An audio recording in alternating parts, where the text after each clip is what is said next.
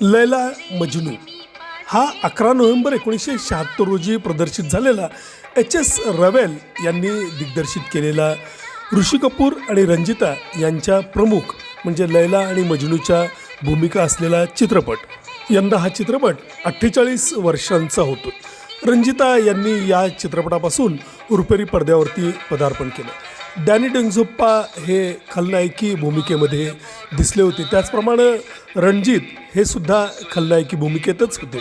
बॉबीनंतर ऋषी कपूर यांच्या वाट्याला तसं फारसं यश आलेलं नव्हतं. मात्र लैला मजनूमुळं पुन्हा एकदा ऋषी कपूर यांची प्रसिद्धी निर्माण झाली. मदन मोहन आणि जयदेव या दोघांचं मिळून संगीत या चित्रपटाला होतं. यातली सगळीच गाणी तुफान गाजली होती.